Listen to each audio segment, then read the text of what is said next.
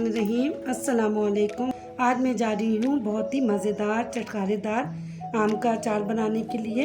अभी आम का सीज़न है, केरियों का सीज़न है। इसमें कच्चे कच्चे आम बहुत ज़्यादा आए हुए हैं, तो आप इस केरी को, इस अचार को ज़रूर बनाइएगा।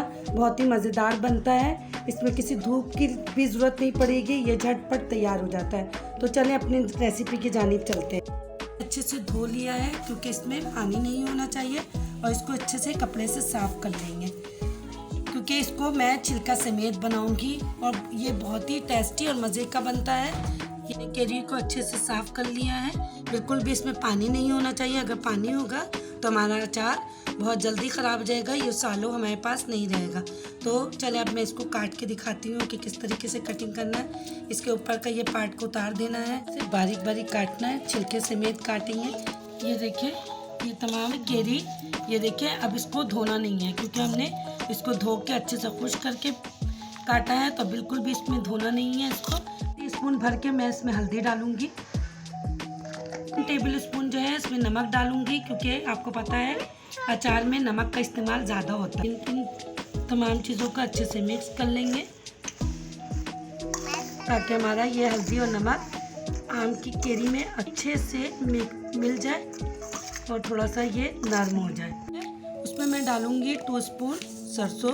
आपको पता है कि सरसों जो है वो अचार की जान है, इसके बगैर तो अचार सही से तैयार ही नहीं हो सकता। 1 टीस्पून इसमें ज़ीरा डालूंगी,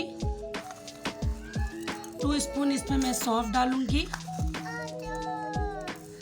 ½ टीस्पून के करीब इसमें मेथी दाना डालूंगी, 2 स्पून जो है मैं इसमें धनिया डालूंगी। इससे अचार का टेस्ट भी एक तो चेंज हो जाएगा, इसमें खुशबू बहुत ही ज़बरदस्त आएगी। आप इन तमाम मसालों को हल्का हल्का रोस्ट करेंगे क्योंकि हमने ज़्यादा नहीं पकाना, नहीं तो हमारा अचार का टेस्ट जो है वो बिल्कुल ख़राब हो जाएगा।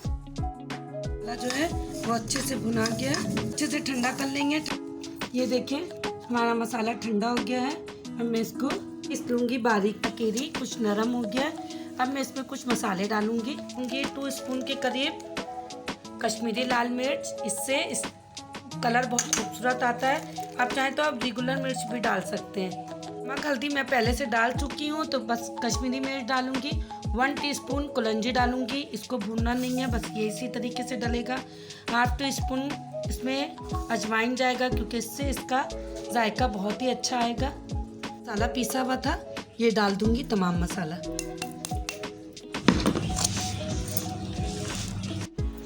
1 कप सरसों का तेल पैन में डालूँगी और इसको अच्छे से गरम करूँगी जब तक इसके चारों तरफ से धुआं ना निकल जाए।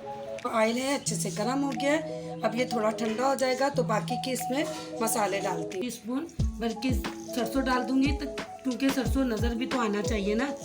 और इसमें 1 टीस्पून के करीब ज़ीरा डाल दूँगी, और इसको बहुत ही अच्छा जायका लाने के लिए इसमें मैं 2 स्पून मैंने लहसुन को मोटा मोटा कूट लिया है, वो डाल दूँगी। अगर आपको ना पसंद हो तो आप स्किप भी कर सकते हैं। इसमें डाला ताकि इसकी स्मेल जो है वो ख़त्म हो जाए। अब मैं इसमें डालूँगी लाल मिर्ची साबित, इसको मैंने बारीक बारीक काट लिया है, ये डाल दूँगी इसमें ताकि इसमें इसका जायका भी तो नज़र आए ना हमें। बहुत ही मज़े का बनेगा, यकीन करिए। अभी से ही मेरे मुंह में तो पानी आ रहा है। अब ये ऑयल जो मैंने गरम करके रखा था, ये तमाम ऑयल इसमें डल जाएगा। इसे मिक्स कर लूँगी। ये देखें कितना ज़बरदस्त बना है, ये देखें कितना अच्छा लग रहा है। ये इसको हम चख लेंगे ताकि हमारा नमक अगर कम होगा तो हम ऊपर से इसमें डाल देंगे। अब इसकी लाइफ टाइम को बढ़ाने के लिए हमने क्या करना है, हमने विनीगर डालना है। विनीगर जिसको सफ़ेद सिरका कहते हैं, जो चाइनीज़ खाने में यूज़ होता है, वो हम डालेंगे। बिस्मिल्लाहिर्रहमानिर्रहीम 3 से 4 स्पून,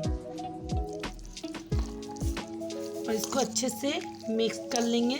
इससे एक तो हमारे अचार की लाइफ टाइम भी बढ़ जाएगी और इसमें बहुत ही ज़बरदस्त जायका और खट्टापन आ जाएगा। बहुत ही मज़े का बनेगा ये। चावल के साथ भी खा सकते हैं, रोटी के साथ भी खा सकते हैं। ये बिल्कुल रेडी हो गया है। अब इसको एक शीशे के मर्तबान में मैं भर लूँगी। बहुत ही ज़बरदस्त बनाया है, बहुत ही टेस्टी जायका है। अगर मेरी रेसिपी आपको अच्छी लगी हो तो कमेंट बॉक्स में ज़रूर बताएं कि मेरी रेसिपी आपको कैसी लगी। मेरे चैनल को लाइक करें, सब्सक्राइब करें और ताकि मेरी हर नई आने वाली रेसिपी आप तक बआसानी पहुंच सके। और आप किस शहर से और किस इलाके से मुझे देख रहे हैं अपनी फीडबैक में ज़रूर बताइए।